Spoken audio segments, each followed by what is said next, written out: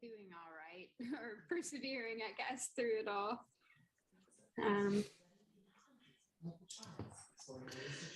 Hi, Eric. Good to see you. How are you, Leslie? Doing all right. So like we're only missing Steve and Robin Smith at this point, and we have not heard we have not heard if some of the representatives have changed for certain from everybody yet. Okay, Well, it changed in Blue Lake because Elaine Hogan didn't run again. Unfortunately, I really miss her on the council. But anyway, she decided not to run again. So I said, well, I've always kind of been interested in this issue, so I would take over for this and let go of a few other liaisons that I do. Adeline, did you guys select an alternate, and who is that? No. Okay. Okay, well, it's 7:30, so I think we can get started. And let's go ahead and get the meeting going. We do have a quorum, but I will go ahead and call the meeting to order and do a roll call. Meredith Matthews. Here for another 4 years.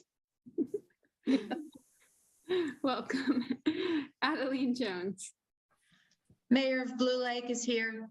Mayor Jones, welcome. Leslie Castellano is here. Robin Smith is absent. And Steve Madrone, Director Madrone, is absent. And Frank Wilson. I'm here for another 2 years. We confirmed our appointments. Wonderful. Well, it's good to have you all here. And yeah, just want to welcome you, Mayor Jones, to the board. We have a really great and robust board, and we have some really exciting things happening at HWMA under Eric Keller-Heckman's leadership. So I think it's going to be a good time. And Mayor Jones, have you gotten to meet Interim Director Keller-Heckman and staff yet? No, but I spoke to him on the phone the other day. So, but this is the first time I've seen him. Oh, great. Well, maybe let's just do some quick introductions there, and then just so you kind of have a welcome from everyone, and then we'll move on to the consent calendar. I guess, Leslie, I'll go first. Eric Keller-Heckman, Interim Executive Director. And I'm Jill Duffy, and I am the Interim Director of Operations as a retired annuitant. And Nancy, do you want to introduce yourself too? Sure. I am General Counsel for HWMA. Welcome back, Adeline. It'll be wonderful to work with you. I'm sorry, Mayor Jones. Thank you. Thank you. No, Adeline's fine. Thank you. Gary, you put your video on. Would you like to introduce yourself? Yeah, good evening, Ms. Jones. My name is Tony Heacock, and I'm the Director of Environmental Health and Safety. I've been with the authority for 3 years now. Hi. Thanks, Gary.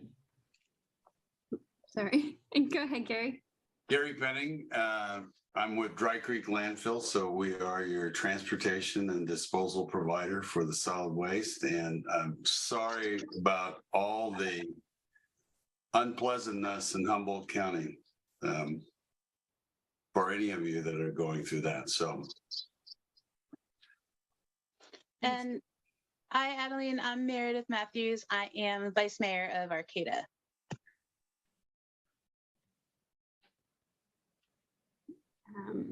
Frank, do you want to say hi? Hi, I'm Frank Wilson. I'm on City Council of Riddell.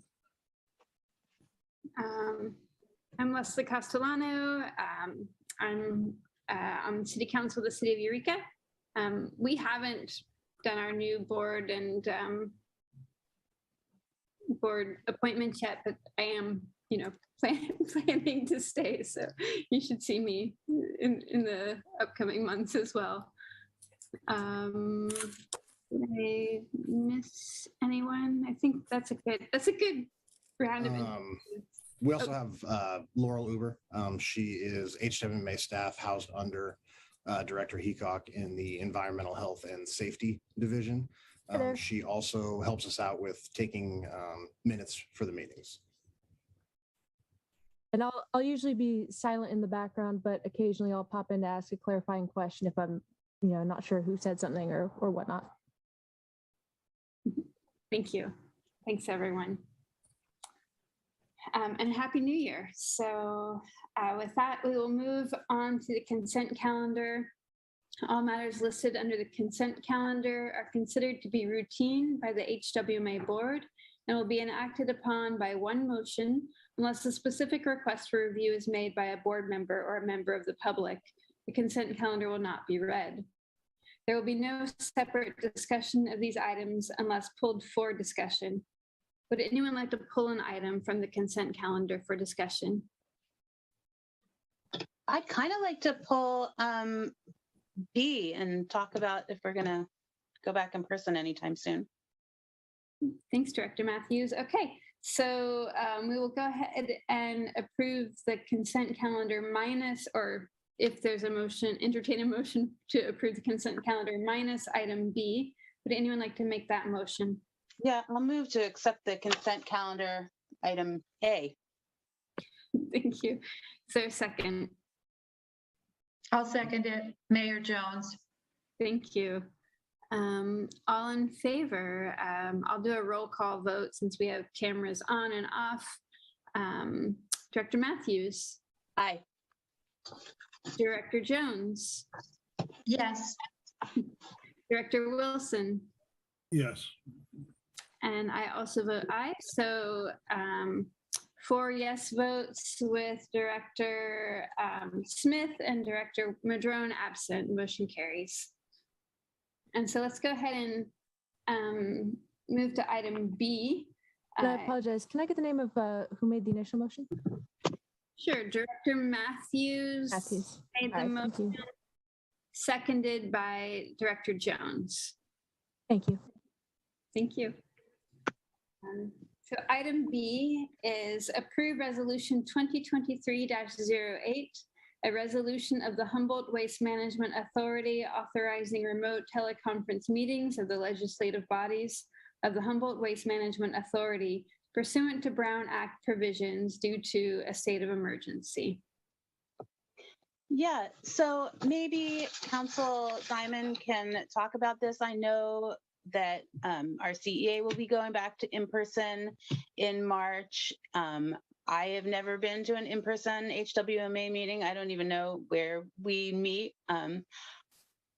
I also acknowledge that COVID is still here. So again, I'm happy to do whatever the board wants to do, but I would just like to maybe talk about a timeline and where the meetings are and what they look like, and what it would look like, because I think there's now new stipulations to being remote. So maybe Council Diamond can talk to that.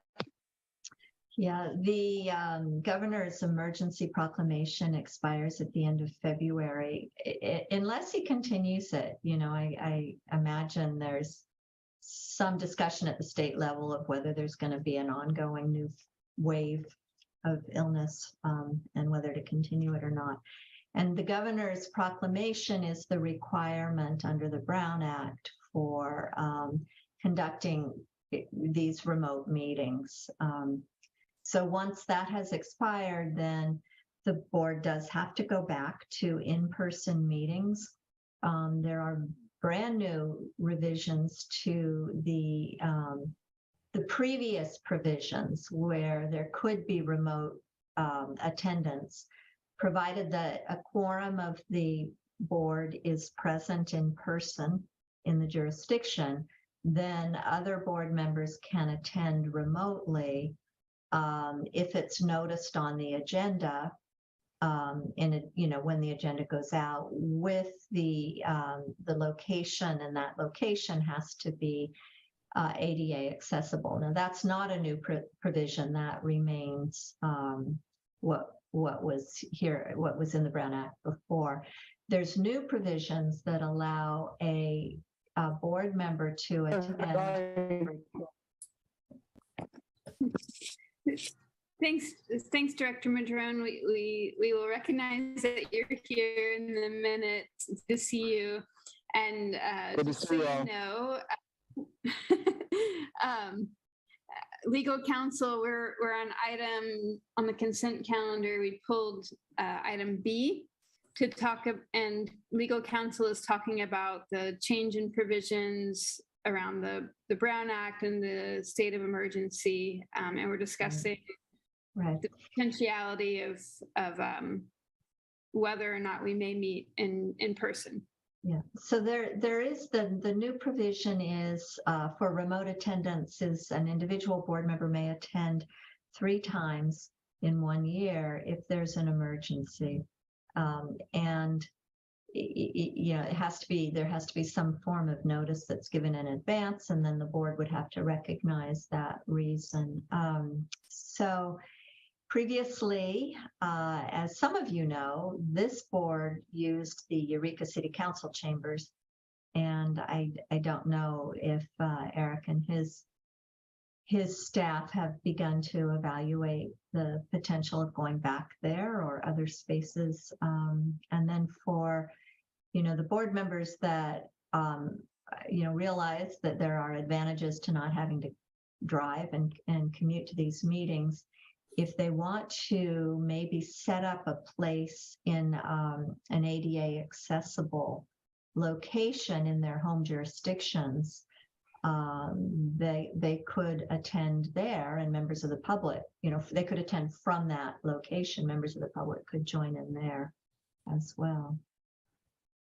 Does that answer enough or give you enough of an overview? Okay. Yeah. Thank you.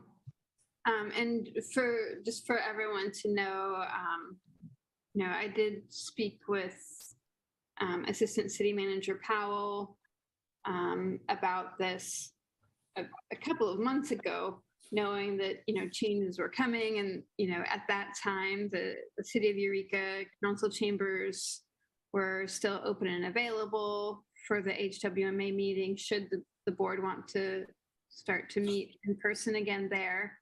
And those meetings, or that space, does allow for hybrid meetings if other board members can make the required plans, for their locations.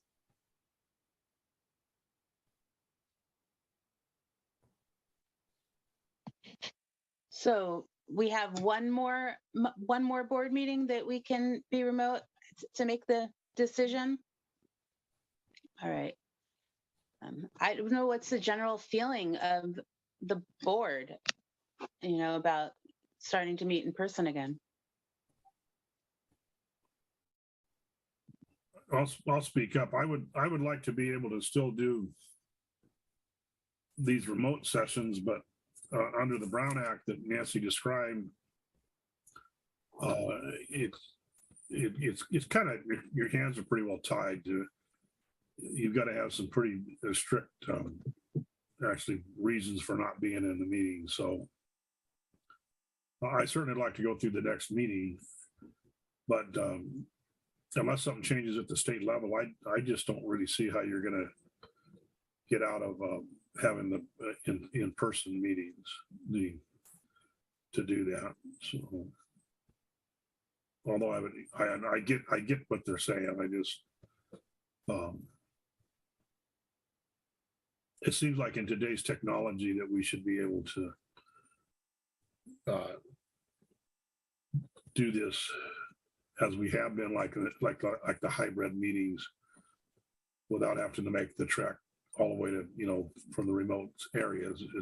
It is a bit cumbersome to come into Eureka and then make your way back, for the time you get done. So that's just my personal preference. Thanks, Director Wilson. Director Jones. Yeah, hi, thank you. I just wanted to weigh in on this. At the Humboldt County Association of Governments meetings, which are held now in Eureka Chambers, and as you said, they have the ability to have remote participation. So occasionally we've had Caltrans, for instance, or I think a few times the mayor of Arcata, former mayor, Adkins Salazar, has zoomed in. So they have that capability, which is nice. We're doing the same thing in our Blue Lake City Council meetings, although it's a burden on the staff sometimes to have to make sure the public participation is there. But for our city council meetings, we are all meeting in person. And we've had some council persons wear masks during the meeting if they feel uncomfortable about being in a group. And then we have public zooming in. So I don't have a problem. And years ago when Jill Duffy was the director of HWMA, we met at the office of the HWMA. We met in, I think it was your foyer or something there, which was, you know, not a large space, but large enough that we could even accommodate some folks from outside. But I don't know if you guys have the ability to do anything remote at that spot. Anyway, those are my comments. Thanks. Well, I am of the mind then that we should, you know, keep this going through the February meeting and plan then to be in person or hybrid in March.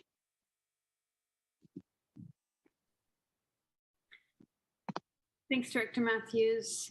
Yeah, I tend to, I mean, and that may be what's required by law also. So, you know, whatever's required by law, I definitely want to do that.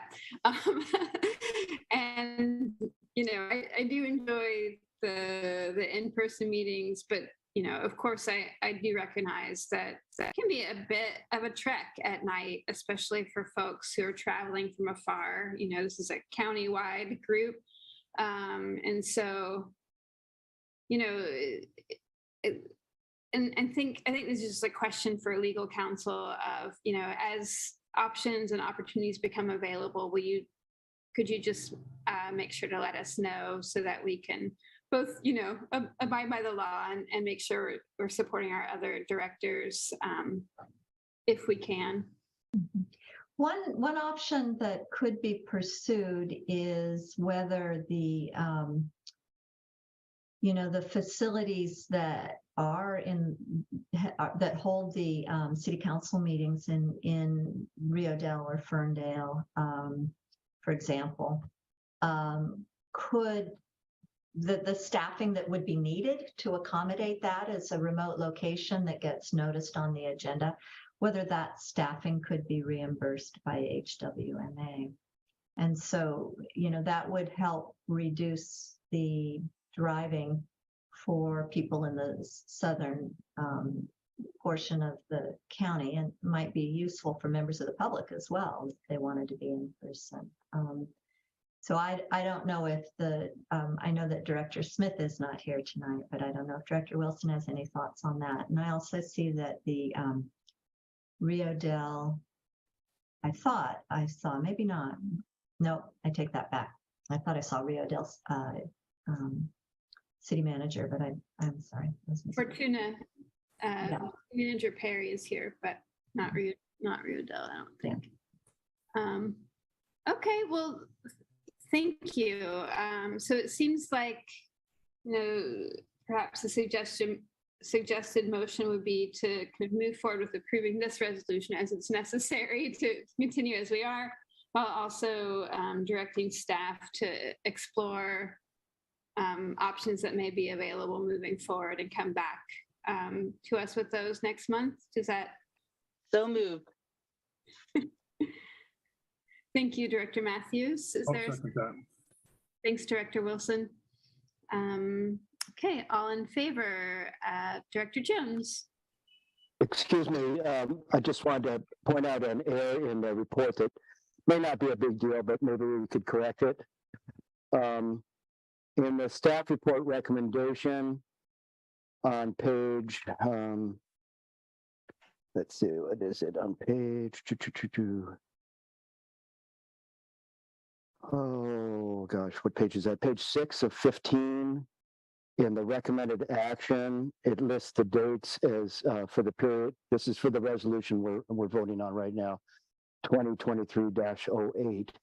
And it says in the last sentence, for the period of November 11, 2022 to January 12, 2022. I think that should be 2023. It's just in the recommended action, whereas I believe in the actual resolution, it's got the correct dates there. So it's just a minor correction in the staff report. Very minor, lots of dates.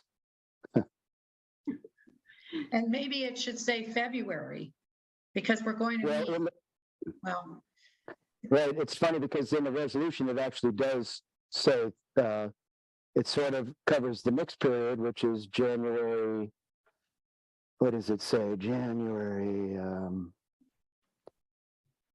it says, where is that? Sorry, I'm scrolling around here.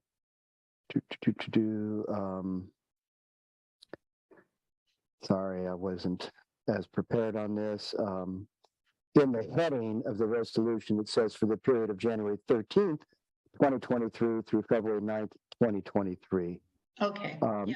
So Eric, yeah. The recommended, he's correct. The recommended action is incorrect. The previous resolution covers through January 12th of 2023. Beautiful. This resolution would go into effect January 13th of 2023 and run to the date of our next board meeting. So the recommended action, yeah, language is incorrect, but the rest of the document and the resolution itself is correct.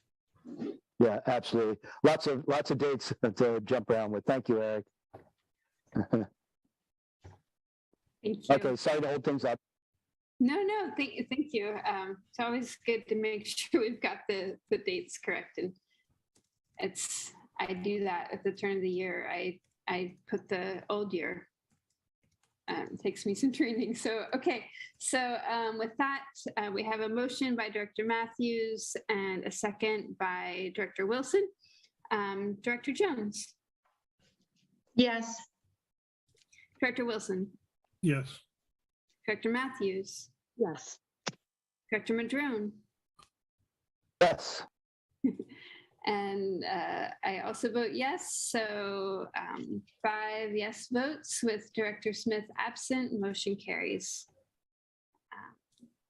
Thank you. Okay. Whoa. Scrolled around. Okay. We will now move to item number 4, oral and written communication. This is the time provided for people to address the board or to submit written communications concerning matters not on this agenda. Board members may respond to statements, but any request that requires board action will be referred to staff for review. Reasonable time limits may be imposed on both the total amount of time allocated for this item and the time permitted to each individual speaker. Such time allotment or portion thereof shall not be transferred to other speakers. Are there any members of the public who wish to make comment at this time? Linda, welcome.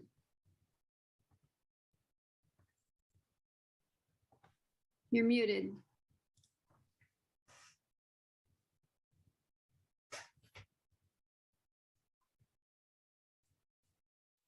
Linda?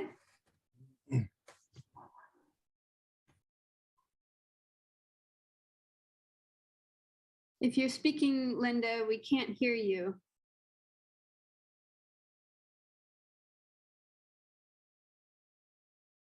Okay, well, maybe she's having some tech difficulties.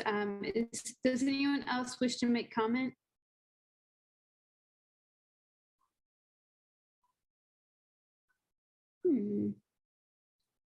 Linda, do you want to try one more time? It seems like you're not able to. I wonder if I can unmute you. I just don't know how to use technology. Sorry. I was looking at you guys on a different page there. I just wanted to say that tomorrow our beloved Chuck Schauger is retiring from many years of service as as he worked with Eel River Disposal and then with Recology Eel River, and he's managed our recycling processing facility in Samoa, and I just want to give him a shout out.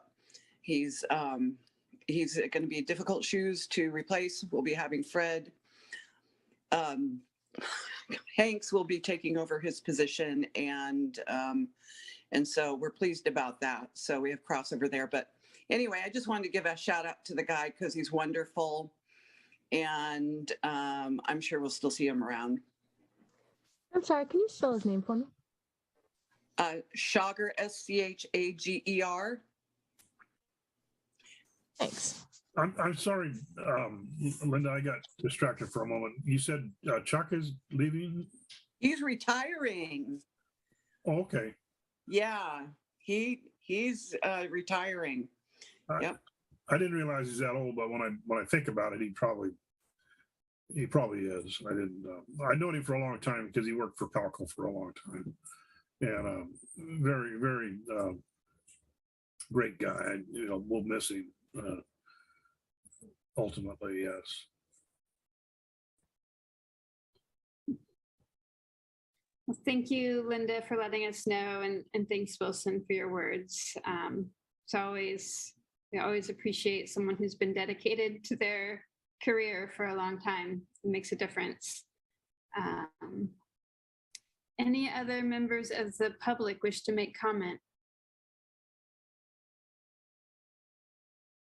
Okay, seeing none, we will close public comment and move on to item number 5, elect authority officers for fiscal year 2022, 2023. Let me scroll down to that. Okay. Sorry, I'm on my iPad. Okay, here we go. So this item is to nominate and elect officers for fiscal year 2022, 2023, and I'll turn it over to Eric Keller-Heckman. Thank you, Director Castellano. As outlined in the staff report, Vice Chair Hogan is no longer serving on the HWMA board. Staff recommends the board open the topic for discussion and elect a new vice chair to serve for the remainder of this fiscal year.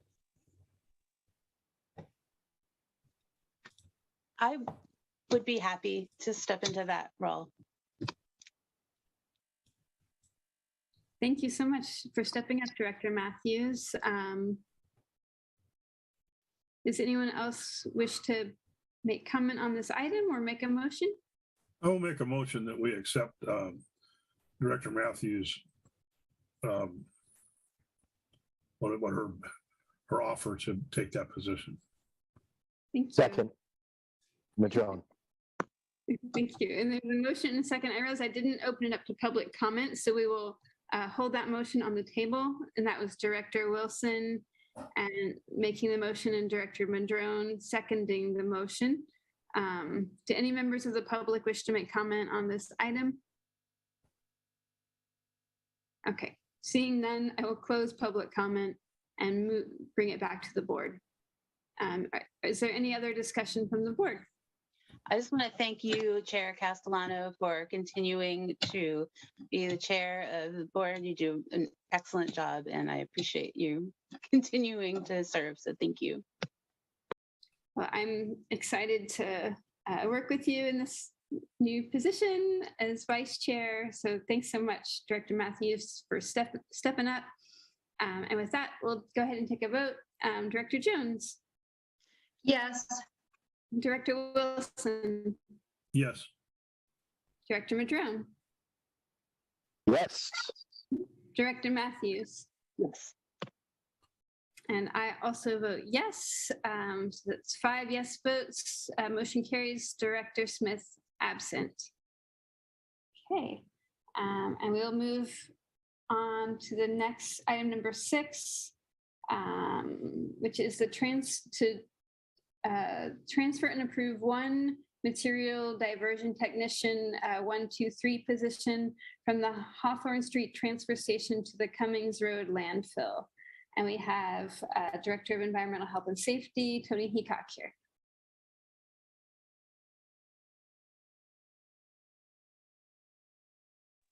I would move staff recommendation. Madrone. I think Tony may want to make, but thank you. I think Tony may want to make a brief presentation about this first. Absolutely. I'll put back my motion. No problem. No, I appreciate that, Mr. McDermott. I'm not very good at public speaking. But yeah, I appreciate the support.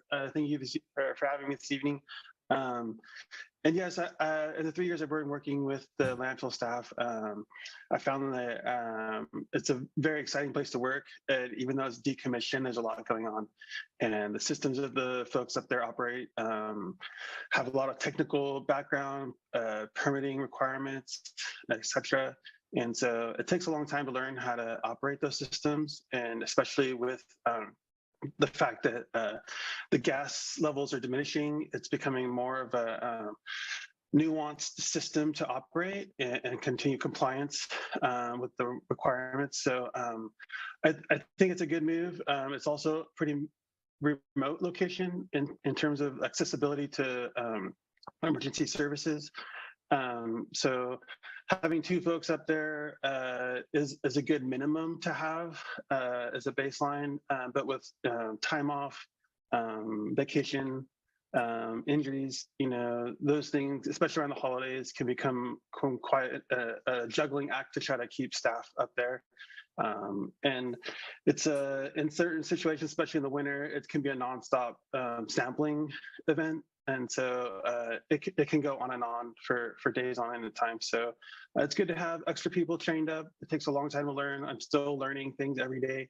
And I think it's a good opportunity right now for the authority to think about some succession planning so that we can build in some long-term management skills to keep the place going and stay in compliance.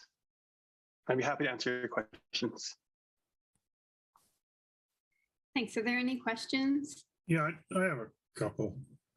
Go for it. You're up at the Table Bluff place, right? No, Mr. Wilson, we're at the top of Cummings Road. You're on the Cummings Road one. Is there anyone out at the Table Bluff place? I do not know for sure. I don't believe it's a staffed facility as far as I know. Okay. Back at one point, maybe this is something for a future agenda that Mr. Keller can look at. We had discussed using the methane up there to generate power to offset whatever power usage there is at the Mitchell plant. Is that still a viable thing, or because you said it's increasing now as the gas continues on? Yeah. So as Director Peacock, go ahead, Tony. Tony, go ahead. Sorry, I clicked the wrong button. That's a good question, Mr. Wilson. Yes, that was one of the first things I looked into when I got up there, was trying to find a alternative use for the methane. And someone in the past had done an evaluation on this and determined that the fuel was not clean enough, nor the quantity to support the infrastructure to turn it into a power source. Okay. So essentially the decision was made to combust the fuel at that time, and we continue to combust. And now about 2 years ago, it went from 24/7 combustion to now we're operating intermittently. And yeah, as it depletes, that opportunity is lessened, obviously. And then since no more materials coming, yeah, we don't foresee an increase in gas. And so yeah, we're pretty much just running it kind of till it quits producing methane. Well, that's a good answer. The answer that we had, I think, previously was a little different. If I remember right, it's been several years, but I remember when the decision was made, and I'm not sure if I was on the board when we did it or not, but because I was on and then off and whatever. But it sounds like you've done more research, and I appreciate the better input on data. Thank you.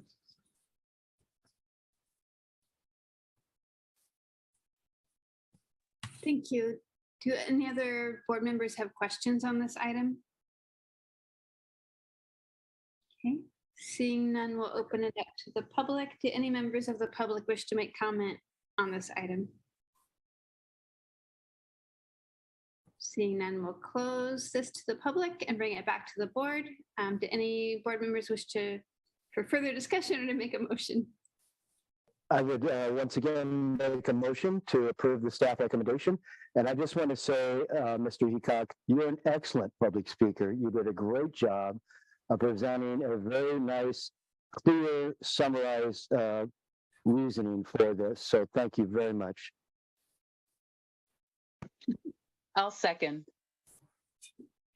Okay, Director Madrone with the motion and Director Matthews with the second.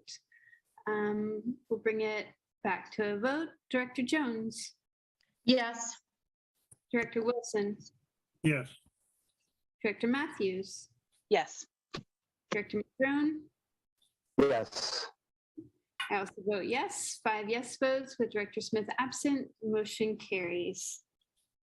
And we'll thank you, Director Heacock, for that.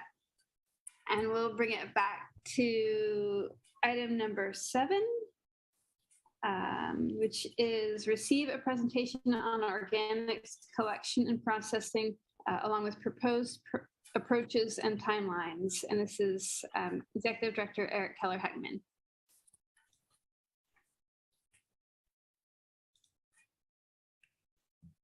Thank you, Chair. Can everybody see that? Is that a yes? Okay, perfect. Yes. Yes. All righty. So as Chair said, the organic collection and processing and proposed approaches and timelines. Today's presentation will be a brief overview of California legislative building blocks, local organics diversion services and efforts, and describe a preliminary pathway and timelines, which include SB 1383 compliance activities and coordination with local jurisdictions. As presented at the October meeting, the California Public Resources Code sets forth that cities and counties have the authority to regulate handling of solid waste within jurisdictions. AB 939, the Integrated Waste Management Act, was used to guide local agencies in the implementation of source reduction, recycling, composting, and environmentally safe disposal practices.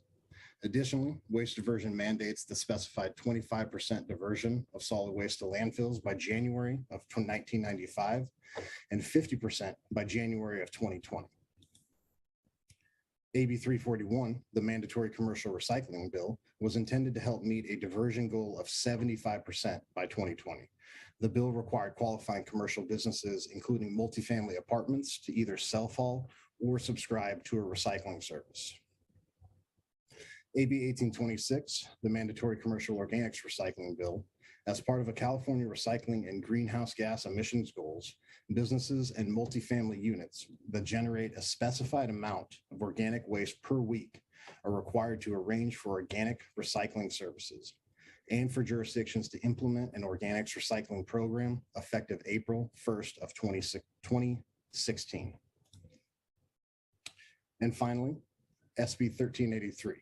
This is the most significant pollutant reduction mandate to be adopted in California in the last 30 years. It directly impacts solid waste services and changes how California disposes of organic materials. 1383 establishes targets to achieve 50% reduction of statewide disposal of organic waste by 2020 and a 75% reduction in that waste by 2025. Additionally, not less than 20% of currently disposed edible food must be recovered for human consumption by 2025. SB 1383 is not just an organics processing bill. Jurisdictions are also required to develop programs to meet diversion requirements set by the state. Specifically, that jurisdictions establish ordinances for the collection and diversion of materials and enforce compliance on commercial and residential generators. Program in this context means ordinance adoption, establishing administrative tracking and reporting systems, establish source-separated collection route services, education, procurement, and compliance enforcement mechanisms. Jurisdictions were required to complete ordinance amendments to meet these SB 1383 provisions by January 1st of 2022. By January of 2024, jurisdictions must start to take enforcement actions against these non-compliant entities. And finally, by January 2025, the target reduction goals must be met at the state level. It is important to understand the links between AB 341, AB 1826, and compliance with SB 1383. 341 and 1826 compliance serve as a stepping stone to the implementation of 1383. These bills require jurisdiction staff to develop generator lists, track and monitor compliance through desktop audits, and add existing infrastructure and collection routes as necessary. These systems would then be utilized and built upon to begin necessary compliant actions for 1383. Unfortunately, numerous communities in California still lack these services for commercial and multifamily complexes, resulting in a general lack of compliance and creating an even larger gap to become compliant with 1383. Next, we'll take a look at local organics diversion efforts to date. So in 2003, HWMA entered into a private-public partnership for the development of Mad River composting, locally known as West Green Company. HWMA invested in the environmental review, permitting, infrastructure, and committed green waste material to this privately owned facility. West Green currently provides processing services under a contract with HWMA. Unfortunately, at this time, they are not permitted to receive or process food waste. In 2011, 5 years prior to the passage of 1383, HWMA partnered with the City of Eureka and Humboldt State University to develop a food waste collection and diversion pilot project. HWMA received $200,000 in grant funding and provided matching funds to staff and resources to examine costs associated with food waste diversion in a variety of commercial settings within the Eureka area. This action entailed considerable planning, training, and education of HWMA staff and employees of about 60 participating restaurants. Implementation of the food collection pilot project began in late 2012, with food waste hauled to HWMA's transfer station and manually screened by HWMA employees. Bins were then loaded and transported to Coal Creek Compost in Ukiah for composting. The pilot project concluded in late 2013. The Eureka City Council at that time declined to pursue options of collection services due to the establishment of an additional collection route, long distance transportation, and higher disposal costs at the time compared to conventional landfilling. Alongside that 18-month pilot project, HWMA undertook efforts to develop an anaerobic digester and related infrastructure. Again, working with the City of Eureka and member agency staff, HWMA conducted a site study for a property located on Hillficker Lane, adjacent to the City of Eureka's wastewater treatment plant.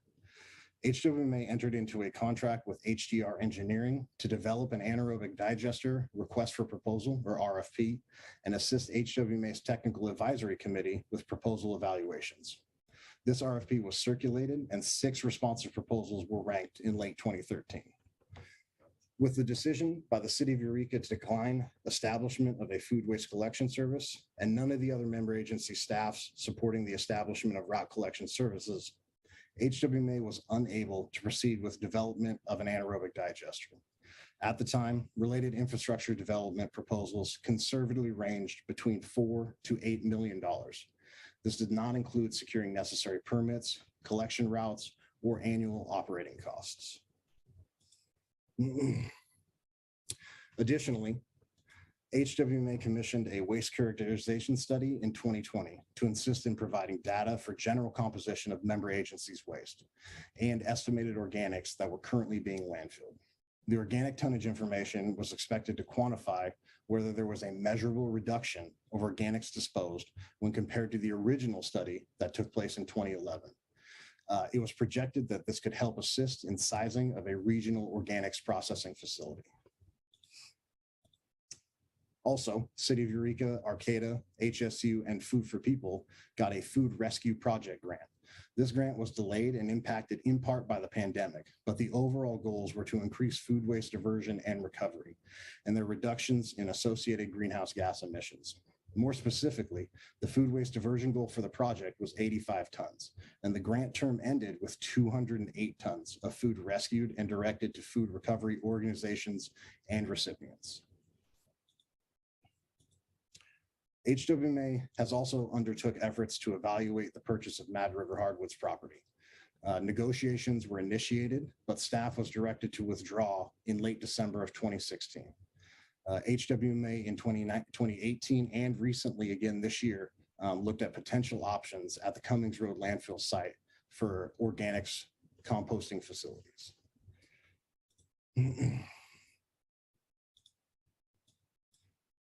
Next, we will walk through a rough organics processing timeline.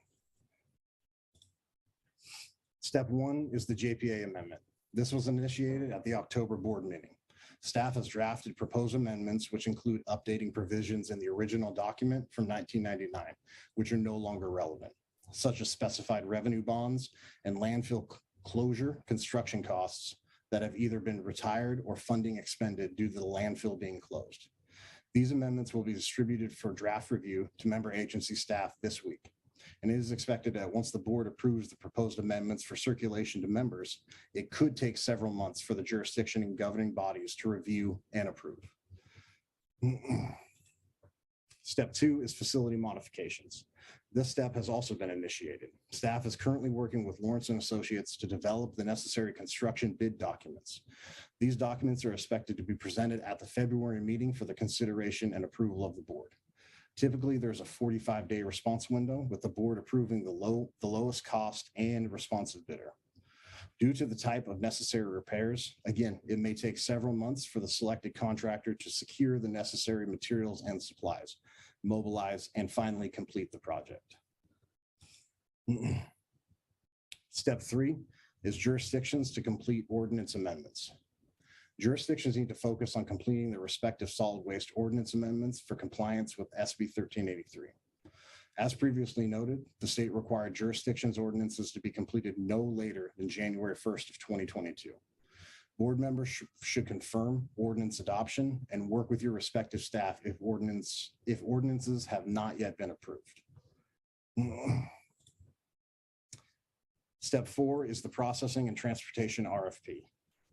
Concurrently, HWMA staff will develop and coordinate an organics processing and transportation request for proposal for the board's consideration. HWMA's Technical Advisory Committee will be convened to provide evaluation ranking services and recommendation assistance. There will be specific considerations the HWMA board will need to determine, including length of contract, whether to specify in-county or out-of-county preference, and the possibility of entering into multiple contracts. Step 5, jurisdictions are responsible for negotiating with their respective franchise haulers in order to establish service and collection rates. This will enable haulers to order bins, vehicles, and other services based on the amended collection agreements and update curbside collection rates. Currently, new trucks and bins will not be available until late 2024 at the earliest. Step 4. The timeframe on the organic waste recovery facility depends on whether the selected contractor's facility is existing or will need to be developed. The preferred feedstock along with whether materials will be processed in county or out of county, and collection infrastructure is in place. Step 7 is rate development. With the anticipated organic volume and processing costs, HWMA will develop organic material fees for consideration by the board. Jurisdictions will coordinate with their respective haulers for collection rates. And finally, member agencies will establish and approve the collection and processing rates for curbside collection of organics. Staff anticipates a phased approach to organics collection and processing, primarily due to the current lack of infrastructure in place. This will also ensure a smooth transition and adequate time to address unforeseen issues, observe quality of material, and assess needed training and education abroad. Once implemented, ongoing monitoring and management will be necessary, with close coordination with members and their franchise haulers to address contamination and ensure education is being disseminated properly. In review, these are the immediate tasks to ensure this current process moves forward. For jurisdictions, they need to review JPA amendment prepared by HWMA and return comments if necessary. the governing bodies to approve designated flow control to the authority, finalizing the outstanding ordinance amendments, and negotiate and amend agreements with their franchise holders. For HWMA, draft JPA language will be circulated to jurisdictions for staff review, then brought before the board for final approval. Complete facility operations and improvements, develop the new waste management fee structure, develop the RFP for organics, and finally determine the facility receiving date. The board and elected officials and the public are encouraged to visit the top link in this below. The bottom link encompasses the entire SB 13883 regulation text. Staff recommends this evening that the board receive the preliminary tasks and timeline and direct staff to continue to identify necessary engineering and consulting services for board approval and continue SB 1383 implementation roles and responsibility discussion at the February HWMA board meeting.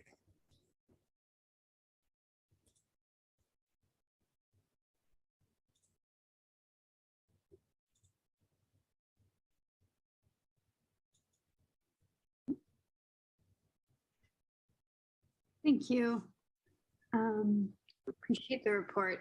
It's really valuable to see the current efforts along with historic or past efforts as well. First, we'll open up to board members for any questions. Do any members of the board have questions? I just want to say that was fantastic. I feel better than I have for a while, just seeing that all like lined up like that. It's really good to have a timeline. Just want to say that Arcata, we've introduced our ordinance. We hope to get it passed in the spring. And yeah, thank you. Thanks, Director Matthews. And Director Jones, I saw your hand up, and then Director Madrone, you're next. I also want to thank you for that. As a new person to the board recently here, that really gave me a good overview. And my question has to do with the Technical Advisory Commission. I know with the Humboldt County Association of Governments, our Technical Advisory Commission consists of the city managers of the various cities and jurisdictions. And as a new person, I was just curious to know who makes up your Technical Advisory Commission. If you could answer that question, number one. And then number two, I don't believe that Blue Lake has introduced any ordinance of this kind, and I think we would need direction for that to happen.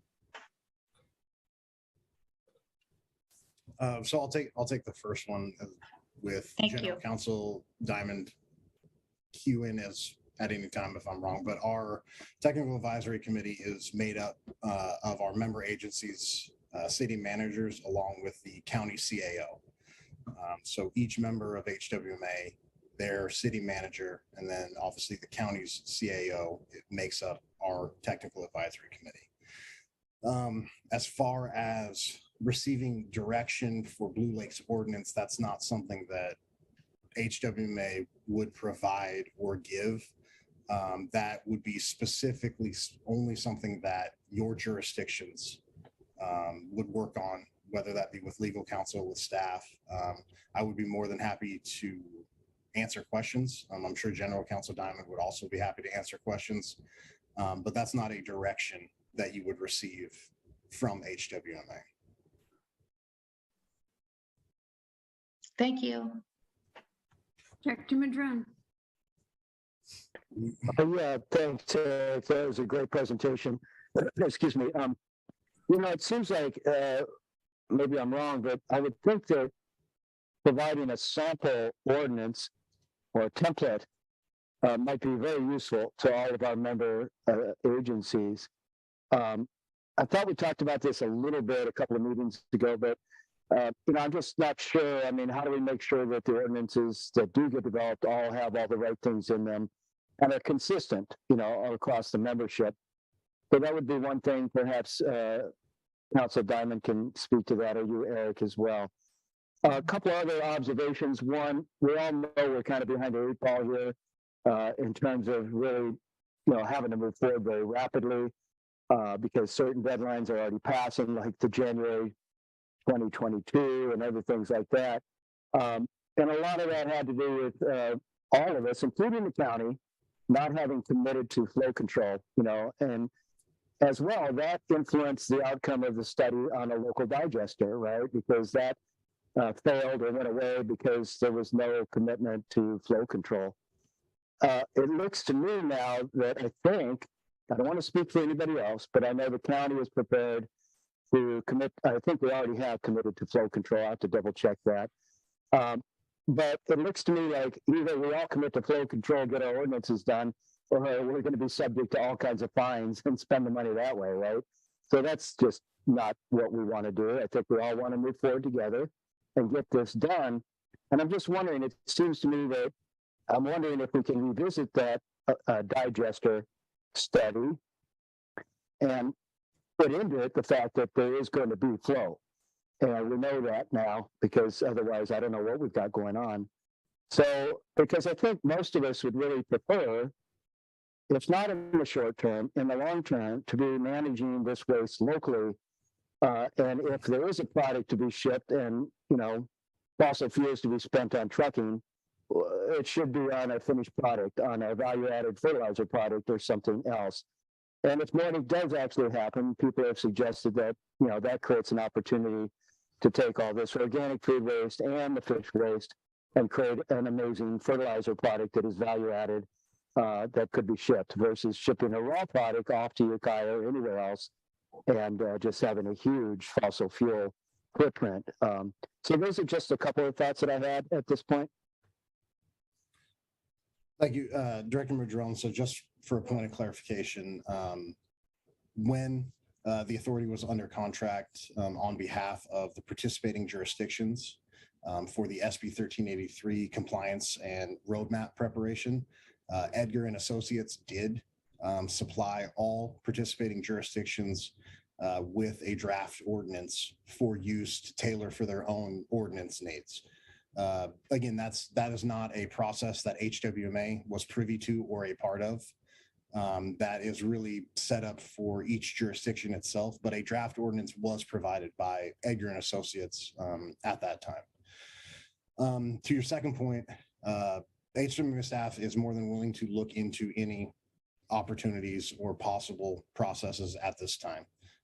We are currently finalizing the draft RFP for the processing and transportation services that will be coming before the board. But the talks of a digester in county would be a much larger conversation than we currently have a time frame for. Director Wilson. Yes, I thank you for the presentation. First of all, Aaron, and even though you're interim, you're doing an excellent job. I see it beyond interim. That's an off the cuff comment. But anyway, my question stems around the obtaining the trucks and some of the constraints that we had. If I remember right, the state agencies weren't happy with that restraint that we had, and they said they weren't accepting it. How does that fit into the timeline? So it's a difficult situation currently right now to navigate. So because we do not have an in-county processor, because we currently don't know exactly where this material is going to go, what type of feedstock the proposer could require, that feedstock can alter or change how that material is collected at the curbside or from commercial entities. So without knowing either how jurisdictions want to collect it or how we need to provide it to potential proposers, it's difficult for the jurisdictions and franchise haulers to have a conversation about those exact collection services, which without having those conversations, it's difficult for Recology or Humboldt Sanitation or any franchise hauler to commit to capital expenditures that potentially either may be unneeded or not correct in the purchase. The difficulty with that is the timeline is only going to continue to get longer because of supply chain constraint issues. As far as I've talked to jurisdictions, CalRecycle still is not buying the fact that franchise haulers can't provide or get trucks. That is not going to be an excuse. Any of the jurisdiction staff that's here tonight be more than happy to correct me on that, but I don't believe that will be an option for jurisdictions to not comply. I don't really have a good answer other than we are attempting to get this timeline moving as fast as possible. So both ends, the collection and the final end destination, are a little bit more ironed out. So we have a better idea of what the ecosystem of organic collection, processing, and recycling will look like in Humboldt County. So, a couple of vague answers that, and I get the restraints that are behind those, but as we knew when we're facing these deadlines, is the thing that's the big issue of what is going to be the recycling center, or how we get rid of it. I mean, is that something you're going to present to us in February a little better, or is it still something we've got to go through some more steps to even get to that point? No, it's not so much an issue of we can't do it. It's that we currently don't know. So the RFP for transportation and end use of organics will be coming before this board in February. Okay. That should, once we receive proposals, should give us a better idea of how we want to treat organics in this county. With that said, jurisdictions and franchise haulers have been having conversations already. We just don't know the exact particulars on how everything is going to be collected, brought to the authority, and then transported from here. All right. Thank you. I have maybe a question related to that. So, my understanding is that there may be a few different options for where it could go. And, even maybe part of it staying here, ideally, right? Even if that's not immediately a possibility in the future. And my understanding is that each of those places maybe would want the waste in a different way, or there might be different stipulations around how that waste could or should be received. Have you done an analysis of those options in terms of like what the cost might be, what the different sort of forms the waste the compost, would have to be in? Including any possibilities for some, I know there was a group looking at energy generation in Ferndale. Yeah, so the authority in the past and recently have done rough overviews of these type of activities, but the RFP respondents will outline very specifically the associated tasks and costs for getting this material from our transfer state, from the processing facility at Hawthorne Street to the successful proposer. That's really, the staff can analyze or make phone calls or make projections, but this RFP's proposals really will do that for us. Okay, so the RFP will also be, in my mind, I think like that part's already been decided. And so then we're just, specifically looking for, we want this, and in our, we're asking for this, and how much does it cost? So the RFP itself will also kind of ask haulers, facilities, et cetera, sort of like what, like like if you take our compost, you know, kind of like what does it need to look like, and how much that will cost, basically. Correct. So, and I'll give you two quick non-specific examples. Okay, thanks. So a proposed facility is an anaerobic digestion facility. They are interested in only food waste and post-processed slurry. So they are not interested in green waste or woody food waste. That would alter how we collect potentially and process or separate out that material at the Hawthorne Street transfer station. Now, another proposer could potentially say, we would take it all. It does not need to be processed. So that could alter or make collection easier. And then that would alter operations at the Hawthorne Street transfer station.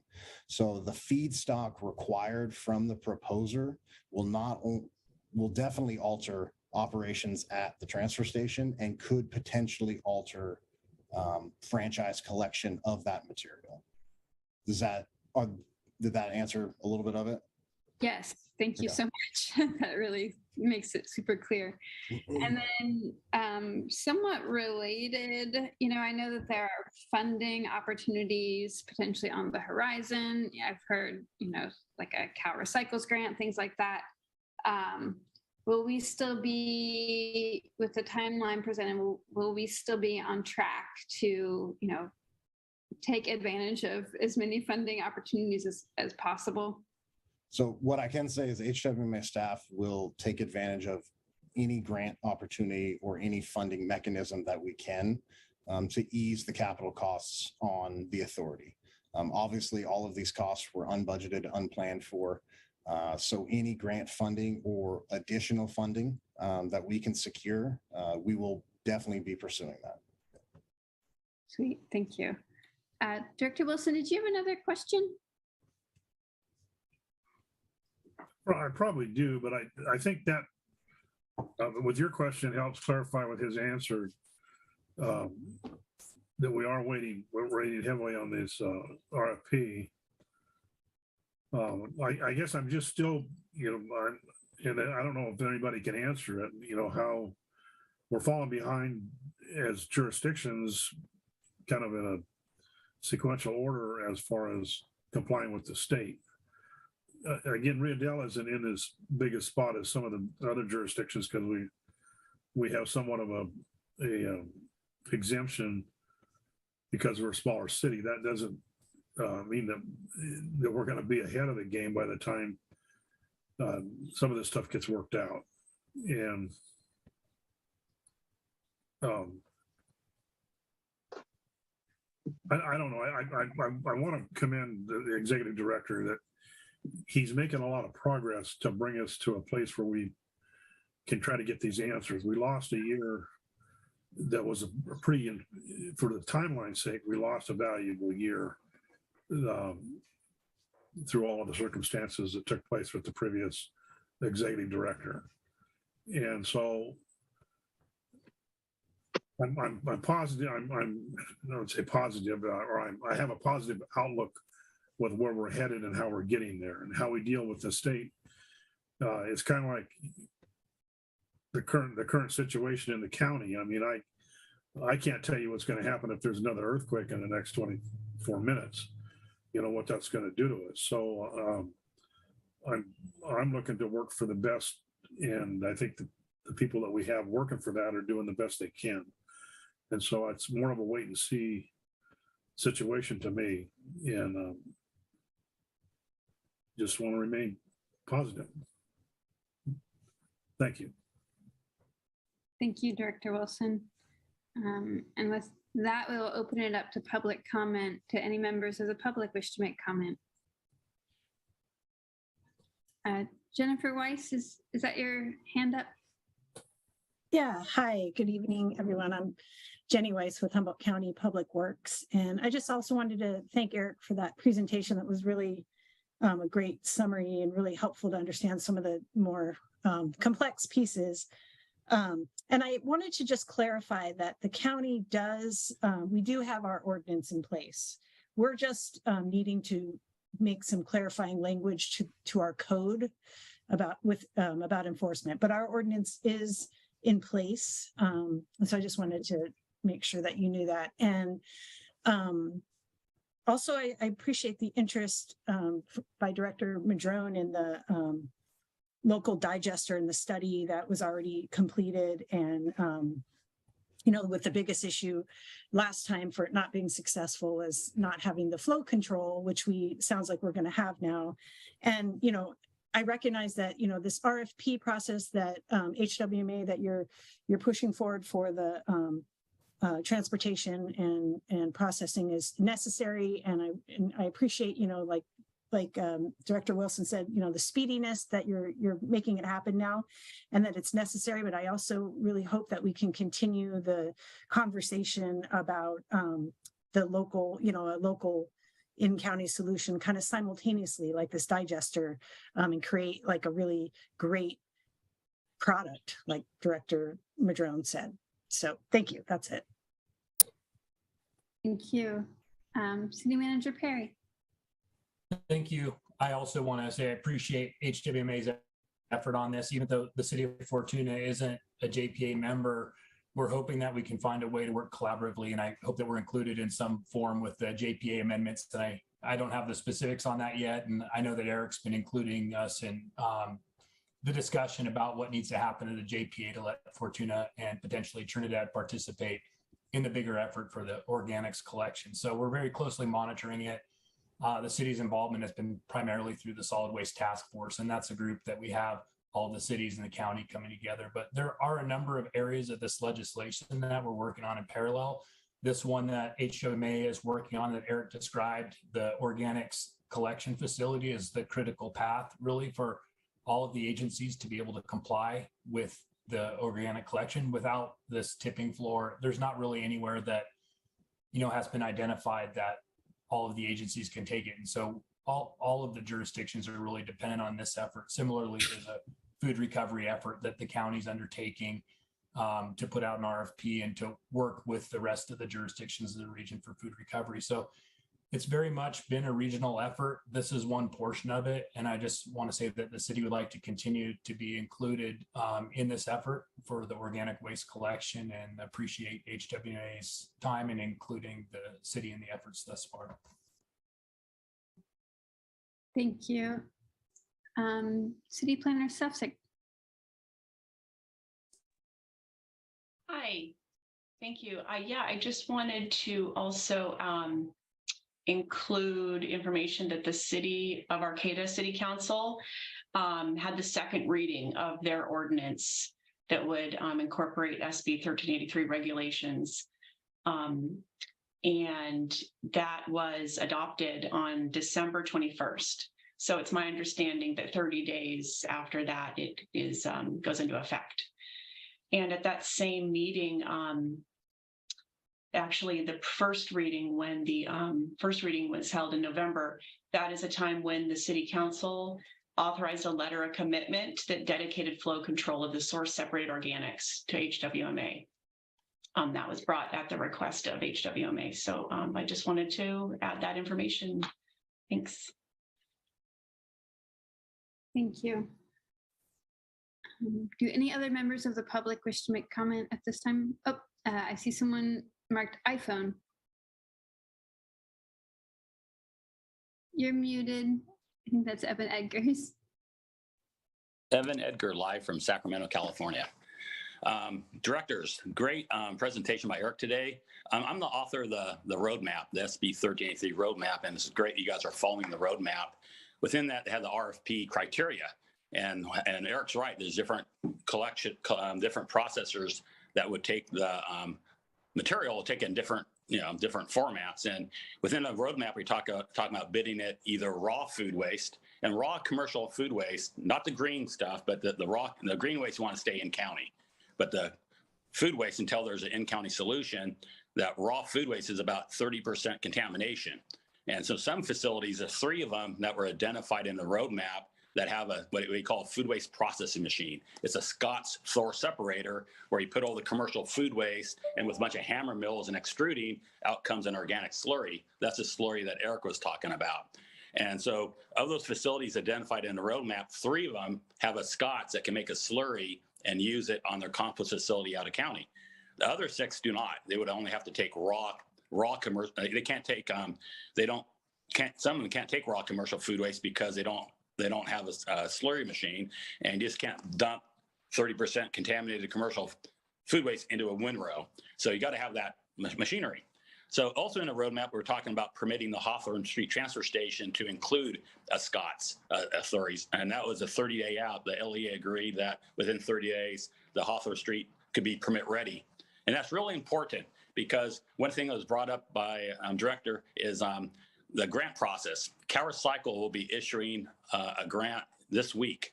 Will go out as solicitation. They had comments at it. The December CalRecycle meeting had comments, and they did some great work. They upped it from 75 million to 155 million. They carved out 81 million for local government. They carved out 3 million for pre-processing, and they have a rural preference now. So this was designed for Humboldt. This was made for Humboldt, this grant solicitation. So Humboldt County could apply for a $3 million grant for pre-processing at your Hawthorne Street Transfer Station. What I saw in the October, November board meeting, Eric had a presentation on the rough cost to the floors and the doors. It was about 1.7, I think, 1.8 million. And the Scott's machine is about $1 million. So that's about 2.7 million. And the gas is about 3 million. So it's a great fit at a perfect time. And thinking about the Scott's, what they did, and Winnie Ring is an active member of the public. We talked a few times, the whole issue about microplastics. So some of these machines, when you hammer, mill, or extrude food waste, the plastic could be microplastics. Big deal. Well, Scott's has a polishing system that takes the contamination, the microplastics out. So by having a slurry, by applying for a grant, it will be due in April, early April or late March. And it's got a lot you got to do. You got to do feedstock certification, community benefit agreement to help you get extra 5 points to maybe have a budget for feed hungry people as an edible food recovery program. You got to have a business plan, a pro forma. You have to have to be technical viable, and it's $3 million. It's a 2.5-year grant, and they hold 10% back. So and you have to get reimbursed for expenses. So it's a great opportunity. I'm doing 10 of them right now at public and private facilities. I got 10 I got going on right now. So my firm has done a lot of grants over the years, and it's a great opportunity. And once you have the slurry, you can keep it in county. You have a lot more opportunity on the slurry. And this is all in the roadmap where the slurry can go to the dairy digester in Ferndale. They're going to be open the first quarter of 2024. It can go to local wastewater. It can go to make fish food up at Nordic for the fish farm, or it can be exported out on RFP to one of the compost facilities. They have more choices. You have 9 choices if it's slurry versus 3 choices if it's just raw food waste. So this is a perfect time. I had a proposal last week into Eric. My firm does this all the time. It's for 2% of the $3 million for $60,000. I can crank up the grant. The engines are going to start next week, and it's due in April. It's a lot of work, and to pull it all together, a lot of forms. I've done a lot of them. Some of the firms in Sacramento charge $100,000 for grants out there, and they're grant writing firms. Well, I'm a project developer, so I approach this grant. I'm developing a project. All this is in the roadmap. I highly recommend the authority apply for this grant when it comes out next week. And I'm here to help in any capacity that Eric and the team wants, because this is something we envisioned and worked on together. And I'm here to implement the roadmap. And I'm a part-time resident of Eureka. So I want to be successful here. Thank you for the time. I'm here to answer any questions.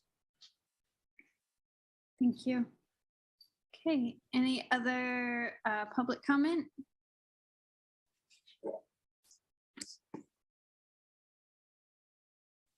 Okay, we'll bring it back to the board now.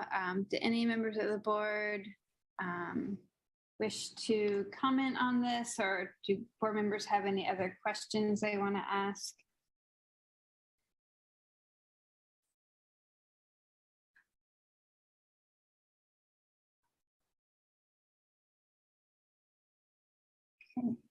well, I have a little bit of a comment, and then maybe other board members. And then I think, Eric, at some point, we may want to receive your suggested motion again at some point too. Let's see, I do want to kind of echo other board members and some of our public commenters' sentiments of, keeping product in county. Ultimately, I realize that may not be the first step, but I think that, it's an important part of our planning process. So for me, definitely that's something that I think, it's ultimately, I think, the more sustainable solution, as we're working on this. I do think, it would be, and I guess this is maybe a question for staff is like, would it be helpful for, and for the board to have a working group that's kind of looking at some of these analyses a little deeper? Do folks want to kind of wait until the next meeting for the next presentation? Are folks wanting to, is there anyone who would want to meet on this in between now and then?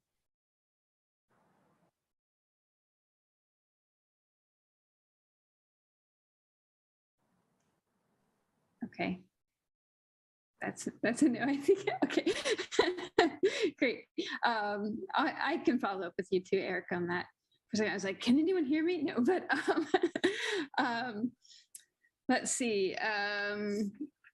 In terms of, I guess, could you go ahead and post your recommendation back up, just so I can have that as a frame of reference?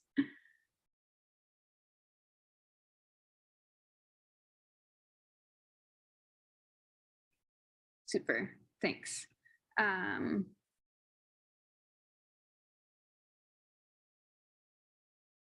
That all makes sense. So the one that comes to mind is equipment, power, I can imagine a few pieces of equipment. One of them,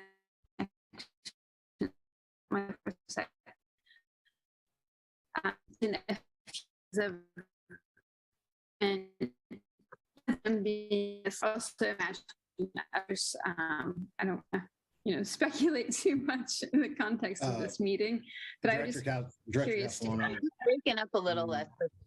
Oh, Director, I'll come you're gonna on. have to repeat. You're gonna have to repeat what you just said. At least on mine, everything was very garbled. Okay. Well, I'll call on Director Madrone for right now. Thank you, Chair. I would be willing to move these recommendations, and I'm just wondering if it might be appropriate to add a fourth item that would be to encourage all member jurisdictions to move forward judiciously with reviewing and adopting ordinances for the flow control aspects, et cetera. I'm just wondering if that might be appropriate. I don't want to tell anybody what to do, but I do think it's urgent that we get that done. And I really appreciate that, Eric, you pointed out that a sample ordinance is available in the work that was done by our consultant who just spoke with us. So for Blue Lake or other jurisdictions, that sounds like a great resource to go to. But would it be appropriate to maybe just add that encouragement? Again, I don't want to direct anybody in that way, but I think it is crucial that we move forward together on this quickly, because once we get all that in place, then it allows us to have better responses from the RFP. Anybody that might be recommending or proposing anything will have a sense of what they're going to be working with, right? So, I don't know. What do you think about that, Eric, and or Chair Castellano, or other directors here? Just a thought. Yeah, I think that, are you asking for staff to encourage other jurisdictions, or are you yourself encouraging other jurisdictions? I'm suggesting that we as a board consider adding that as a fourth recommendation, that we encourage that action within the jurisdictions as soon as possible. I Great. think there's some urgency here. I think, we really need to, Eric's doing a great job of helping us stay in line with, as our consultant said, following the timeline, following the pathway. And that's such a crucial piece to it all, getting those things in place and having that flow control established. I don't want to see that language for 6 to 9 months personally. Okay, and I see Jill Duffy has her hand up. So I like the suggestion that the board is encouraging all of the members and actually just local jurisdictions as a whole to be taking the necessary steps. But I also want to remind you that you're all elected representatives for your governing bodies. And so it would be really great if you would go back to your city managers and ask them, where are we in this process? Because this is a mandate by the state for compliance. And this is something that was issued in 2016, and Cal Recycle has been meeting with your staff on a regular basis for quite some time. So you should talk with your city managers and staff members to find out where you are in that process. And that's all I would add there. Thank you. And I just want to let folks know that it is scheduled for City of Eureka in February to come before the board in February. In terms of having staff encourage, I think, I'm just wondering from a staff perspective, if that puts you in a strange position in terms of government to government, or, if you're, no, okay, perfect. Then sure. And I do think that it's also good if we all encourage our own bodies of government to move forward with this as well. So there is a motion. I have one more question, Madam Chair. The other element, it seems, is getting as many jurisdictions on board as possible. And as Mayor pointed out, Fortuna and Trinidad are not members yet. But there's a process that, do we need any encouragement there? Is that a process that's already got a life of its own? I'm just curious if we need to be considering any encouragement there. I know that that has come up at past meetings, that there are discussions taking place with those jurisdictions. That is correct, Chair Castellano. HWMA staff has had several conversations with non-member agency staff, not only about this process, but the potential pathways for coming on to the authority.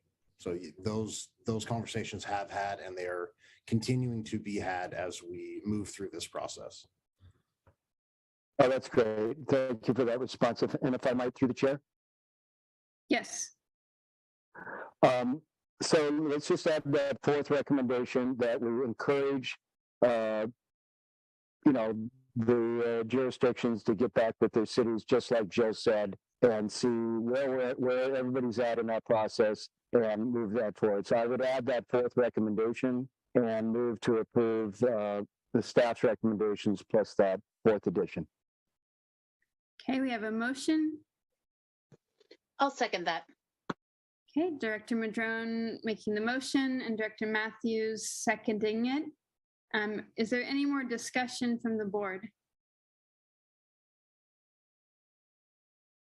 Okay, then we'll take a vote. Director Madrone. Yes. Director Matthews. Yes. Director Jones. Yes.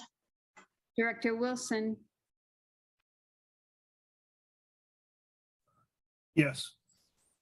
And I also vote yes. That 5 yes votes, Director Smith absent, motion carries. Okay, and we will move on.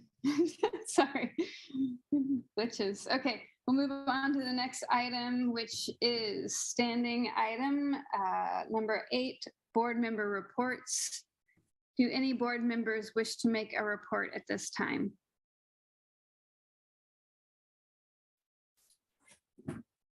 Okay, seeing none, we will close that item and move on to item 9, the executive director's report. Eric. Thank you, Chair Castellano. So as one of the things mentioned earlier, I was going to touch on the potential grant opportunities afforded to the authority for organics, but I think some members of the public and the board have thoroughly gone through that opportunity. So that is something that HWMA is currently looking into. Additionally, I would request that when you go back to your governing boards, when you appoint your alternates, to please notify myself or anyone at the authority with their contact info, their phone number, all that. That way we can update the website. I can make sure I update my mailing lists, things like that. I would also say that next meeting, prepare to get a very in-depth explanation on SB 1383, the rules for not only jurisdictions, but franchise haulers, other entities. HWMA staff will be taking an in-depth look at that to make sure everyone new and who has been on board is fully up to speed. I would also encourage, if your alternates can read the board packet and view the meeting at a later date, I would encourage that as well. We are going to be making some very large decisions relating to organics in Humboldt County. And I think the better everyone can be prepared and have a working knowledge of that material, it will serve everyone in the best way. At that, I conclude my executive director's report. Thank you. Thank you. We appreciate you and your report. Okay. Well, that brings us to the close of our meeting, and this meeting is adjourned. Thank you, everyone. Have a great night. Hey, Leslie, can I ask you a quick question before you jump off? Sure. It's been brought up at our council meetings a bunch of times. The City of Eureka has a very cute little pamphlet that they have distributed that kind of lays out what SB 1383 looks like. Is that something that I can get a look at? And for sure, we can definitely. Yep, we will share that with you. Let me know what. Are you at work tomorrow? I can run next door. No, but I'll get in touch with project manager Prasker and have her get in touch with you about it. Wonderful. I really appreciate it. Thank you so much. Yeah, thank you. Okay. All right. Happy New Year, Leslie. We'll talk to you later. Happy New Year.